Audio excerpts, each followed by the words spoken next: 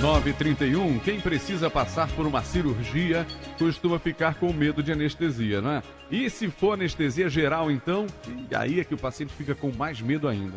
Agora, será que a necessidade desse pavor todo, né? A anestesia realmente é um perigo? Existe muito mais lenda do que verdade nessa história? Nós vamos saber exatamente conversando com o Dr. Aurélio Yamada, nosso convidado que já está na linha. Ele é anestesiologista, coordenador do serviço de anestesia do Centro Especializado em Cirurgias Minimamente Invasivas, em São Paulo. Dr. Aurélio Yamada, alô, bom dia. Bom dia, Alexandre. Tudo bem? Tudo bem. Bom dia a você, bom dia aos seus ouvintes também. Obrigado, doutor. Muita gente, quando sabe que tem que fazer assim, uma cirurgia, né, que vai fazer uma operação, uma cirurgia, entra em pânico e acho que se preocupa até mais por conta da anestesia. A anestesia é tão perigosa assim ou isso é lenda, doutor? Olha, Alexandre, é muito comum a gente escutar isso a respeito de eu tenho que fazer a cirurgia, estou com medo da anestesia. É engraçado que às vezes o paciente fica mais com medo da anestesia do que da cirurgia. É isso mesmo. Né? Se a gente parar para pensar, a anestesia é uma coisa muito segura. O que fez com que hoje nós tenhamos cirurgias cada vez mais complexas, cirurgias cardíacas, cirurgias para transplantes, logicamente foram os avanços na área de cirurgia. Mas, sem dúvida, um dos recursos que a medicina moderna dispôs, colocou a nosso favor, foi a anestesia. Porque você consegue anestesiar um paciente para que ele seja submetido a uma cirurgia de grande porte com segurança. Né? O paciente ele acaba sendo favorecido pela segurança e pelo conforto que os recursos modernos nos propiciaram. Então é muito seguro ser submetido à anestesia hoje em dia. Que bom ouvir isso, né? Agora, doutor, é verdade que a anestesia geral tem um risco maior que no fundo nunca se sabe como o paciente vai voltar daquela anestesia geral? Existe esse mito de que a anestesia geral é mais arriscada ou é pior, por assim dizer. Uma coisa que eu costumo falar para todos os pacientes com quem eu tenho contato, ou mesmo quem de repente tira uma dúvida comigo, toda cirurgia, todo procedimento, ele pode ser realizado com anestesia geral com segurança. Né? Em alguns casos, alguns tipos de cirurgias, ou algumas situações clínicas que os pacientes apresentam, que nós optamos por fazer outro tipo de anestesia. Então, por exemplo, uma cesárea, né, um parto cesárea. Ao invés de fazer anestesia geral, nós optamos por fazer a anestesia famosamente conhecida como RAC. Afinal de contas, a mãe quer estar acordada, quer presenciar o nascimento do seu filho. Então, em alguns casos, nós optamos por técnicas que são mais indicadas. Né? Ou, no caso do paciente ter assim, eu ouvi dizer alguma coisa, tenho muito medo. Né? Normalmente, não. Normalmente, qualquer cirurgia pode ser feita com anestesia geral. A anestesia geral é muito segura. Né? Então, isso tem muito de mito. Os pacientes às vezes falam, poxa, mas será que existe o risco de eu não acordar? Né? O que a gente costuma falar para os pacientes, né, de forma geral, é o seguinte, risco, infelizmente, em tudo existe, né? Mas hoje em dia são eventos muito raros, por exemplo, alguma complicação grave relacionada à anestesia, óbito relacionado à anestesia, são eventos assim, da ordem de um caso para cada 15 mil pacientes anestesiados.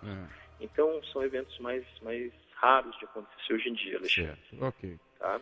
Geralmente são pacientes que já têm algum problema de saúde ou alguma situação clínica que colocam eles em maior risco. Bom, então, já que o senhor falou que tem ainda tem uma situação anterior que coloca o paciente em maior risco em relação à cirurgia e à anestesia, estou conversando aqui na Rádio Globo com o Dr. Aurélio Yamada, anestesiologista. O nosso assunto é anestesia, tirar dúvidas aqui sobre anestesia, o medo que as pessoas têm de anestesia.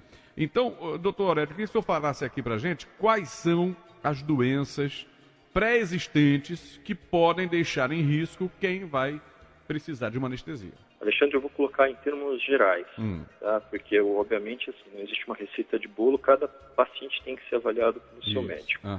Mas, sem dúvida, disparado, as doenças do coração, ou então o estado do coração, né, do sistema cardiovascular deteriorado, coloca o paciente em maior risco. Normalmente, as complicações que nós tentamos prevenir com maior frequência pela gravidade são as complicações cardíacas, né? Então, para um paciente que já tenha, por exemplo, tido um infarto prévio e não foi devidamente acompanhado, ou ele não está compensado clinicamente e vai ter que fazer uma cirurgia. Esse paciente sempre tem um risco maior do que um paciente, por exemplo, saudável, né? Outra situação muito frequente que nós temos, que também é importante frisar, são as situações emergenciais. O paciente uma pessoa estava andando na rua, de repente foi atropelada. Pela gravidade do tipo de trauma, o tipo de situação em que o paciente muitas vezes acaba perdendo muito sangue, essas cirurgias de emergência também carregam um risco aumentado. Outras situações também necessitam ser avaliadas. Então, pacientes que possuem doenças pulmonares, pacientes que fazem uso crônico de medicamentos para doenças neurológicas, pacientes com doenças renais. Ainda assim, né, é importante dizer que a anestesia é segura. E em casos de cirurgias menores? Eu fico pensando nisso.